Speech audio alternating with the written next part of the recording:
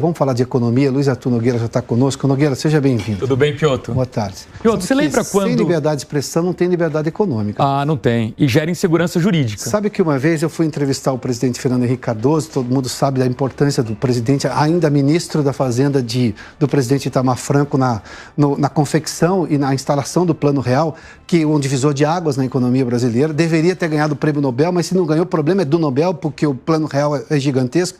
E, obviamente, fui perguntar a ele sobre a importância do Plano Real, imaginando que ele falou assim, não, o Plano Real é uma consequência do que ganhamos antes, e muito mais importante, que foi justamente a redemocratização. A frase do ex-presidente Fernando Henrique Cardoso, que fez, acho que 93 anos agora, se não me engano. Exato. 92 ou 93. Parabéns ao presidente Fernando Henrique. Piotr, eu tenho muito contato com empresários. Hoje, a preocupação número 1 do setor empresarial não é taxa de juros, não é carga tributária, não é infraestrutura, é insegurança jurídica e falta de liberdade aqui no país. Isso está atrapalhando a economia. Porque é uma afronta à nossa lógica desde os anos 80. Claro. A gente nunca viu uma mudança no entendimento, inclusive de juízes, ou do Supremo Tribunal Federal, sobre o que estava pacificado no entendimento das liberdades brasileiras, que depois foi escrito na Constituição de 88. Quer dizer, de repente mudou-se tudo. E aí, óbvio, você traz insegurança jurídica. Com certeza. Com impactos na economia. Piotr, você lembra quando saiu o resultado do primeiro trimestre do PIB, crescimento econômico? Veio um bom resultado, 1,9%. Nós alertamos aqui no programa Prós e Contras de que era um ponto fora da curva, de que no segundo trimestre o resultado já não seria bom. Aliás, vai sair agora no dia 1º de setembro, vai vir próximo de 0.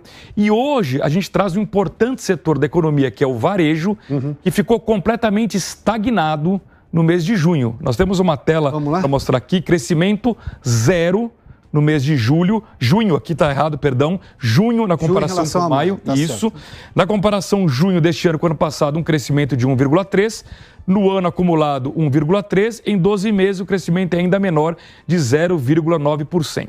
Aí na próxima tela, vai ficar bem claro, Piotr, como a taxa de juros afeta aqueles segmentos que precisam financiar a venda. Porque sem crédito, as pessoas não conseguem comprar à vista aqueles produtos. Então, no próximo gráfico, a gente vai ver aqui qual o impacto que isso tem. Olha só. Setores que não precisam de crédito, combustível. Ninguém enche um tanque e parcela em 12 vezes. Não. Você paga à vista. Então está indo muito bem, 21,1% de alta.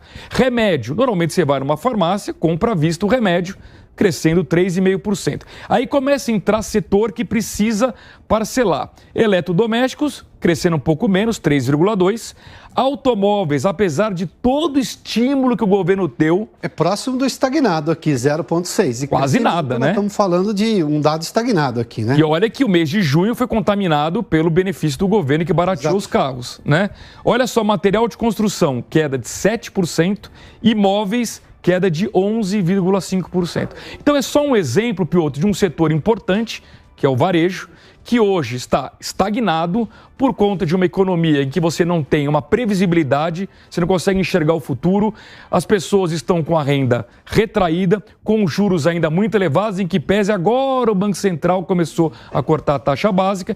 Em resumo, esse crescimento bombástico que muitas vezes o governo propala, não é a verdade. E outra leitura aqui, como a gente não vê a economia retomar, pela ineficiência do governo, as pessoas estão priorizando o que elas têm, que não podem deixar de pagar. Ou seja, sem combustível, ele não vai pôr gasolina no carro que ele usa para trabalhar. Exato. Remédios, bom, precisa comprar. É item urgente, né? Eletrodomésticos são uma coisa assim, de repente é um liquidificador, alguma coisa assim, né? Vamos lá.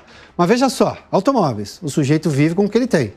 Material de construção, protela a reforma. Sem dúvida. Imóveis, então, menos ainda. Sem dúvida. Aqui você começa a ver já aquela necessidade de reequalizar o orçamento doméstico. Né? Exatamente. Você prioriza aquilo que não dá para abrir mão no curto prazo. Né? Vamos lá. Nilson, o que nós temos agora? Vamos só seguir aqui. Daqui a pouco tem uma última informação aqui, uma informação de última hora em relação justamente à CPI do MST, é isso?